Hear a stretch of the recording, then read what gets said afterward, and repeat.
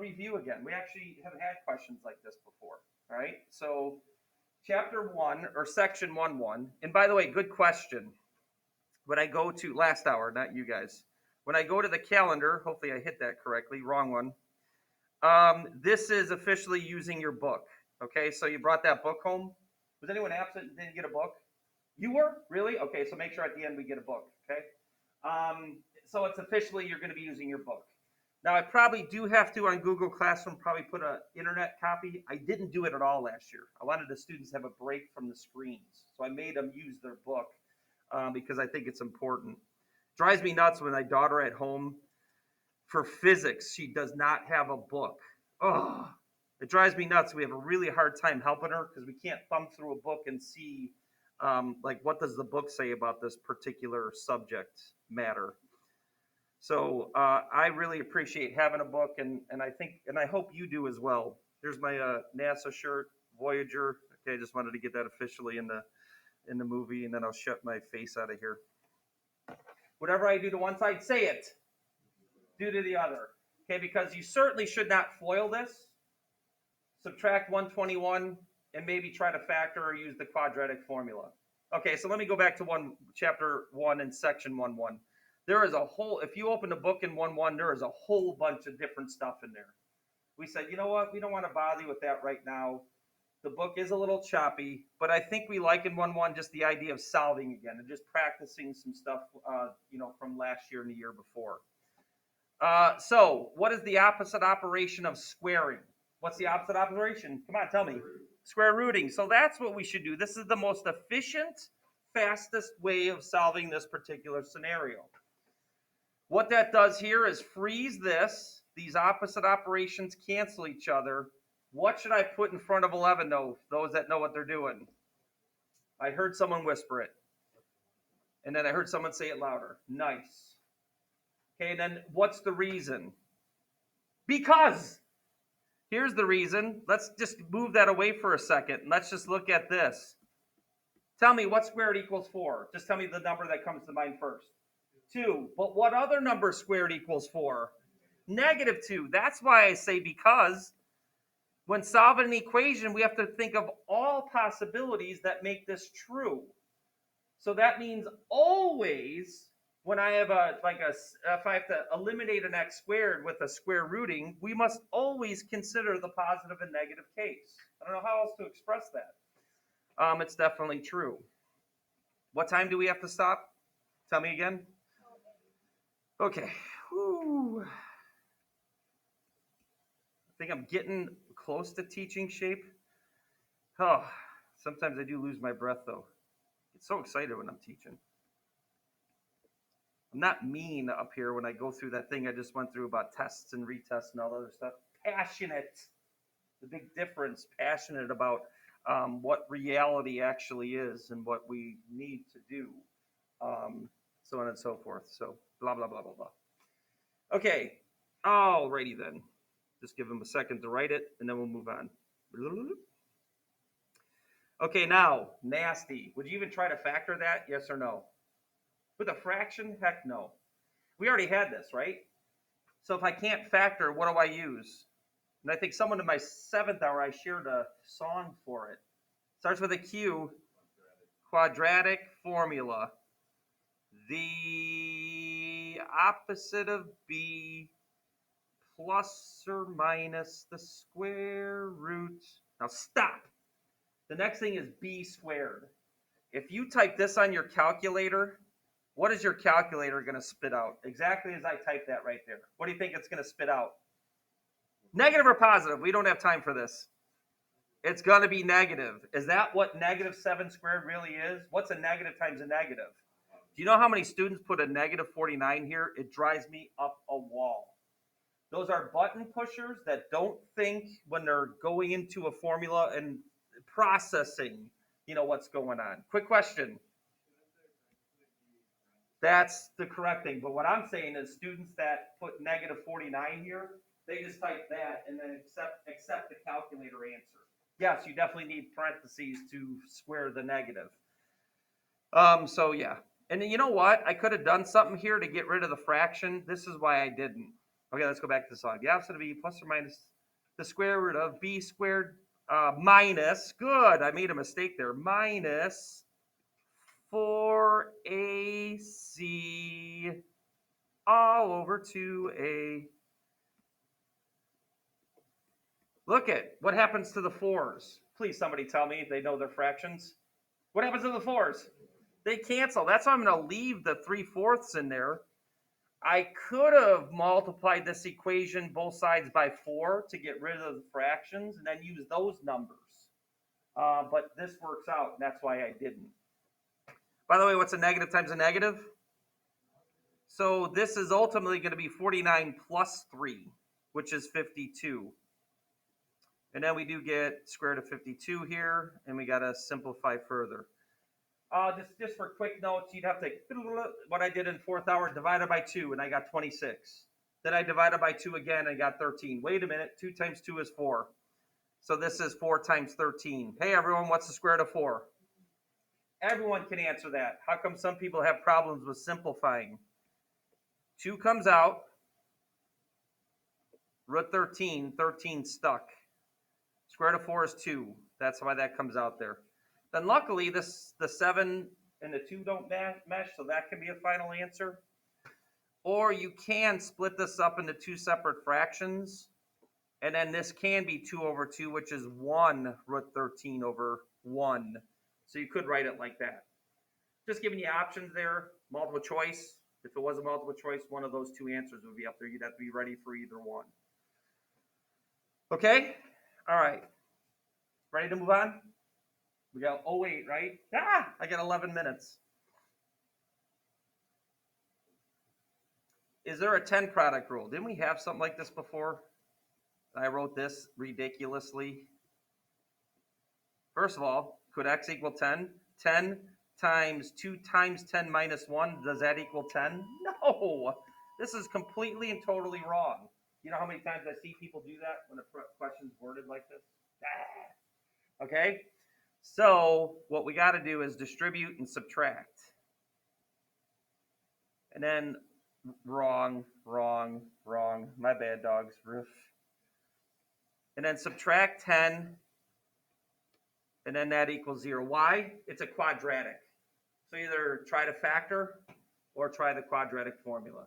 Please do not go through a 4-step of factoring.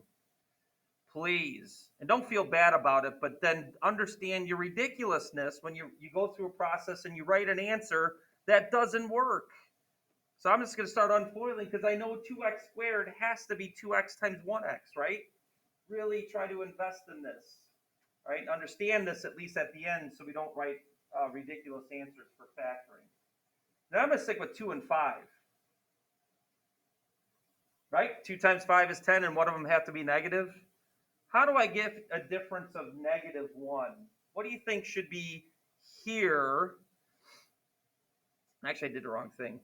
Yeah, I did about that. Yeah, so I want to think about this times this and this times this. So what do you think you should go over here, the 2 or the 5? So you think it's the 2, and then what does this become? And then which one's negative? You're right. Which one's negative, the 5 or the 2? The 5. This is what we're focusing on. We're focusing not on this anymore. We're focusing on, let me rewrite those again. We are focusing on this. The outer and the inner actually equaling the middle term, right? So I know negative 5 times 2 is negative 10, all right? So I know the F and the L of FOIL are taken care of. Now I'm trying to get the middle term. All right, I'm factored correctly. But now this is a solve. We should be able to not have to write this. Did he just say should be able to not have to? I don't know. We should not have to write this. We should be able to add 5, divide by 2, and subtract 2 to get those final answers. We got no time to check those answers. So again, we don't mind this one little part of 1-1. There are some other good parts. I think we're going to hit those parts later. Analyzing, we really want to synthesize to the important things that will help moving forward. And notice what I've done here too. I have 30, 32, 34. From this section, I just gave you the odds. I'm doing the evens as an example. The questions around these that I'm doing are very similar. But for 36, I think 31 is more like this one. 31 is a little bit more like you have to FOIL, then combine like terms, and then get everything on the same size. So just be aware of that on this one. So I have a quadratic again, and I have a big mess. So I'm stalling to give you a chance to write it. I think I'm going to do our last example at the end of class, because I'm assuming most of you don't need the test, and I'll talk to you at the end about that one, because I do have to get a graphing calculator question done. So what you want to do is get all of this over here to the other side. I want this to be 0. Whatever you do to one side, say it. Do the other. So you subtract x squared, you add 3x, and you subtract 4, and you might as well line up the like terms. Make your life easier. This becomes 1x squared minus 4x minus 12 when it's 1x squared. All you have to think about is what multiplies this and adds to that. What are the two numbers? Come on, someone tell them. Yep. Which one's negative, though? You didn't tell me. There you go. So what that means for the factorization is this. This is not the solutions yet. Some people screwed this up when we did that. We did a quizzes too. That was another review. We had a review, quizzes, and another review, right? So we did have a bunch of interactions to get you prepared for the test. Okay, all right. And then that's when then it's x equals 6 and x equals negative 2. You don't really have to check these when you just have some normal presented question, but it doesn't hurt if you have time to check them, but we normally don't, right? Here's what I got to do after the test. This one, go ahead and scratch this down. At least I'll give you a heads up, but I do want to stick to the 108 thing, and then I'll finish this one. Number 38 is what mirrors this one, and it's a little simpler. There's a little bit less, but almost the exact same occurrence has to happen. And notice what my directions say up here. I'll hold off for a second, but my directions, if you took them, solved algebraically. That means I need to see steps of work. And then it says and graphically. Don't worry about that. I'm only going to assign one question I want you to do with a graphing calculator. This is not one of them. But what's the opposite operation of square rooting? You should know that. We just had that up before. What's the opposite of square root? Square. But I can't square right now. That's a mess. I can't square the left side. It would be a disaster, a monster mathematically. But what I can do is add this to both sides and then square. And because of time, I'll come back to this later. Maybe after I pass out the test, I'll go ahead and finish this and then still talk to you later about it. But that's how you do it. And this is a product. So I guess what happens is, I guess I have time to do this. I'm going to go ahead and finish it because I have a video and I noticed this is going to be a problem if I don't do it. And what that does, so for squaring, you square this product, you square both parts of the product. That's a rule of squaring. A lot of people don't square the two. And then that frees the x plus 4. And then this is a FOIL. So I'm going to write this like this. It's not the same as the right side. You can't distribute a power into plus. You have to actually FOIL and get a middle term. X squared, 1x and 1x is 2x. That really shouldn't stumble a CAT student here, me foiling fast. That is a real basic math skill. Okay, and then distributing. Oh, computer's doing some goofy stuff there. I'll just play along with it. 4x plus 16. And then I really want to identify a problem. Now it's just like 36. It's just like the last one I did. Now I just have to subtract. And I'm going to do that real fast. Subtract 4x from both sides. That gives me negative 2x. Right? Subtract 16 from 1, I get negative 15. Yet again, what multiplies a negative 15 and adds to negative 2? What are those two numbers? Someone yell it out. I don't have time for this. Oh my gosh, no one knows what multiplies a negative 15 and then adds to negative 2? Which one's negative? 5. That's the factorization with 1x squared. It's simple MA analysis. If you struggle with those little numbers, I can't help you. It's the calculator. Over the years, you've lost your number skills, and then hopefully you practice them again. Then, of course, x equals 5, and x equals negative 3. But here's the problem. You better watch yourself when you use squaring both sides of an equation to solve. What's a negative squared, everybody? What's a negative squared? A positive. The fact that I squared both sides, I might have a false answer here. An answer that works after I squared both sides, but not before. And that's really the truth. So look at 5. We'll do this real quick. 5 plus 4 is 9, right? What's the square root of 9? Everybody say it. 3. What's 2 times 3? Hold 6. Hold it. What's 5 plus 1? 6. What's 6 minus 6? 0. This counts. Negative 3. Negative 3 plus 4 is 1. What's the square root of 1? 1. What's 2 times 1? 2. Hold. You put negative 3 here. What's negative 3 plus 1? Negative 2 minus 2 is negative 4. And it really goes to the point where negative 3 actually works here after the squaring, but not in the original. And that's what's going on here. Since it doesn't work in the original, this is called an extraneous solution. How many people remember that word, extraneous solution? Really what that word means is that you did valid math. Sometimes the answers don't work because of what happened mathematically in the middle.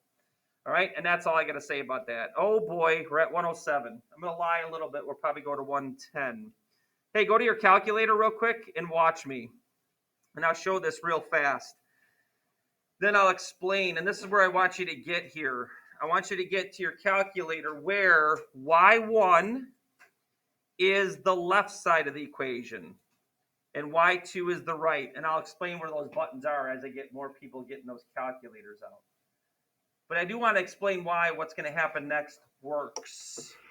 So go ahead and get y1 equals. All right, I better tell you now. Where's the absolute value? Hit the math button and then go over to num. There it is, ABS. Okay? So math and then go over one to num. Tumble. And then you get to get absolute value, and then you get to see it. Then if you have an upgraded calculator, it gives you those two straight lines. And then you get to insert 3x minus 2 in there. Then if you're struggling on where the square root is, I think it might be in math again. No, they don't. They have it at cube root. So it's actually second x squared. It's right there. So second x squared right here. That's where you get a square root button, and you can insert that into the y2. Then I really want you to understand this, why this works. All right? And I am taping this, so hopefully you can just redo this later. This is a tough one algebraically. It can be done, and I only want to cover it real quick. Well, I think we did absolute value equations. Remember plus minus possibilities? Remember that? So it'd be 3x minus 2 equals positive 2 root x plus 8, and then negative 2 root x. And then you'd have to solve, it's actually a very long process. So let's try to use the graphing calculator. Here's what you do next. And this is why. When I say input, what do you think I want you to say? Input, output. That's what's really behind this. Just to solve a lot of problems, hit Zoom Standard. So go to Zoom and Standard in case your calculator last year it got a crazy window. This makes it negative 10 to 10. There's the left side of the equation. I hope you remember absolute values are V's. There's the right side. Square roots do look like that. I want the intersection of these two graphs because of input, say it, output. So let's go ahead and get the intersection so I can hurry up and give you the time that I told you. Hit second trace. What do you think I want for the graph? Which one of these in the menu? Intersect. I actually just said it, right? Now watch how this functions. I want to move to close to one of those intersections, and I'll tell you why this represents the answer. First of all, look at what it said. First curve, second curve. Don't move. But now you're on the second curve. See how you're on the red one? I don't even know what guess is. Just hit enter one more time until it finally says intersection. And this is what this means. And I want you to understand it. Input, output. When I input negative 1.09 for x, both sides would end up equaling 5.26, which means the equation is what word? True. That's what solving is. What x value gives me balance where both sides are equal? So the answer to this is the x value, negative 1.09. I do want to cover that so you understand the idea of input output and why that is the answer to this question. And then to find the other intersection, and then we'll go and get into those tests. Second, calculate, intersect again, but now you got to move. You got to move right, not up and down, right and left. So I got to move right to get closer to that one, and then really you just hit enter 3 times. First curve, second curve, guess is useless, intersection. So that means when I plug in 2.86 to both sides, I get 6.59 on both sides. The equation is what? Everyone say it. True. The equation's true when I plug in negative 2 or positive 2.86 for x. And that's why that solves this. Okay, movie done. Let me end that, and then we're going to shove that test out, and we'll see that a lot of people are fine. I did make a movie, didn't I? What does that say? Does that say start webcam? I'm going to be so furious if the. Okay, good. Oh, no, I'm good. Good. You saw me throw a pan